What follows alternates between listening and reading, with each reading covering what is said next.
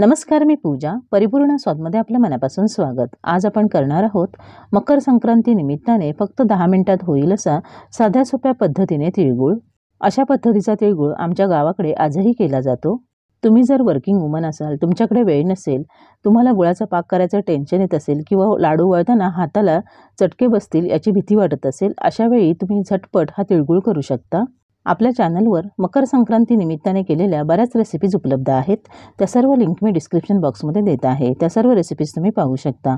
चला तर मग आजच्या रेसिपीला सुरुवात करूया. सुरुवातीला आधी आपण सगळी साहित्य भाजून घेऊया. त्यासाठी इथे मी गॅसवर कढई ठेवली आहे आणि त्यामध्ये मी 1 वाटी पांढरे तीळ घेतलेले आहेत. गॅसची फ्लेम लो ठेवलेली आहे. लो फ्लेमवर आपण पांढरे तीळ 4 ते 5 मिनिटं भाजून घ्यायचे आहेत. तीळ करपू द्यायचे नाही आहेत किंवा मोठ्या गॅसवर देखील भाजायचे नाही आहेत. तीळ जर खूप जास्ती भाजले गेले तर मग तिळांची चव कडवट होते आणि मग आपल्या तिळगुळाची चव देखील बिघडू शकते. म्हणून आपण तीळ फक्त लो फ्लेमवरच भाजून घेणार आहोत. आज मी तिळगुळ कमी प्रमाणात करणार आहे, कारण घरात आधीच तिळगुळाचे बरेच पदार्थ बनलेले आहेत. म्हणून मी एका लहान वाटीचं प्रमाण घेतलेलं आहे. तुम्हाला तिळगुळ जसा कमी जास्ती करायचा असेल तसं तुम्ही एक भांडं सेट करा आणि त्याने सगळी साहित्य मोजून घ्या. बघा, आपण घेतलेले पांढरे तीळ छान भाजून झालेले आहेत. न करपता मी छान एकसारखे भाजून घेतलेले आहेत. आता आपण भाजून घेतलेले तीळ एका ताटामध्ये काढून घेऊया. आता आपण याच कढईमध्ये पाव कप किसलेलं सुकं खोबरं काढून घ्यायचं आहे. खोबरं पण आपण लो फ्लेमवर भाजून घेणार आहोत. हलका सोनेरी रंग येईपर्यंतच आपण खोबरं भाजायचं आहे. लो फ्लेमवर भाजायचं म्हणजे ते छान एकसारखं भाजलं जातं. तुम्हाला जर तिळगुळमध्ये खोबरं आवडत नसेल तर नाही घातलं तरीही चालेल.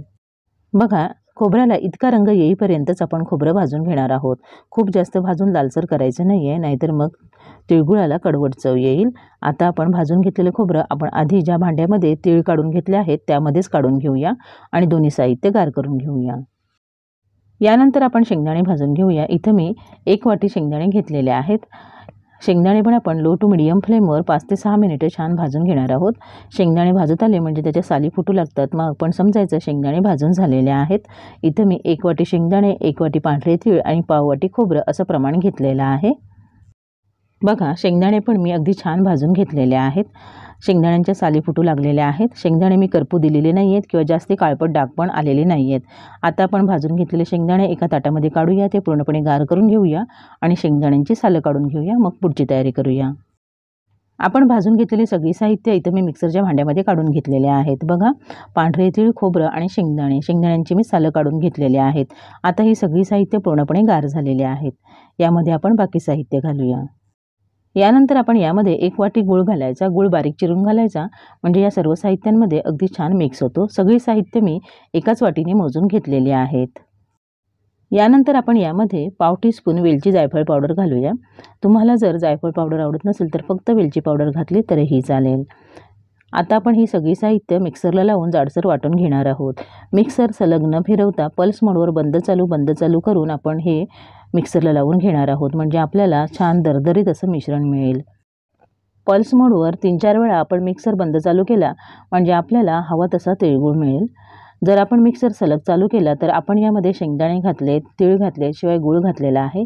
मिक्सरचं भांडं गरम होईल, गूळ विरघळेल आणि तिळातून आणि शेंगदाण्यांमधून तेल सुटून याची पावडर न होता असा घट्टसर गोळा तयार होईल. आपण मिक्सरला लावून घेतलेली सगळी साहित्य इथं मी एका मोठ्या भांड्यामध्ये काढून घेतलेले आहेत. तुम्ही पाहू शकता मी कसं जाडसर मिश्रण वाटून घेतलेलं आहे. आपल्याला अगदी बारीक पावडर करायची नाही आहे किंवा खूप जास्त जाड पण ठेवायचं नाही आहे. तुम्ही पाहाल तर यामध्ये तुम्हाला अख्खे तीळ देखील दिसतील. आपल्याला हे मिश्रण असंच जाडसर वाटून घ्यायचं आहे, म्हणजे जेव्हा आपण तिळगुळ खातो तेव्हा दाताखाली थोडेसे जाडसर तीळ किंवा शेंगदाणे आले म्हणजे त्याची चव अजूनच वाढते. यानंतर आपण यामध्ये तिळगुळ हलवा घालणार आहोत. इथं मी पाव वाटी तिळगुळ हलवा घेतलेला आहे. तुम्ही तुमच्या आवडीनुसार याचं प्रमाण कमी अधिक करू शकता. तिळगुळ हलवा यामध्ये मिक्स करून घेऊया. तिळगुळ हलवा मिक्स करून झाला की आपला साध्या सोप्या पद्धतीने केलेला तिळगुळ सर्विंगसाठी तयार आहे.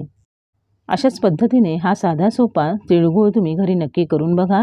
तुम्हाला आवडला तर तुमच्या प्रतिक्रिया मला कमेंट बॉक्समध्ये अवश्य कळवा. माझ्या अशाच नवनवीन रेसिपीजसाठी परिपूर्ण स्वादला सबस्क्राईब करा.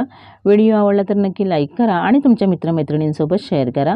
पुन्हा भेटूया अशाच एका नवीन रेसिपीसोबत. पूर्ण व्हिडिओ पाहिल्याबद्दल धन्यवाद.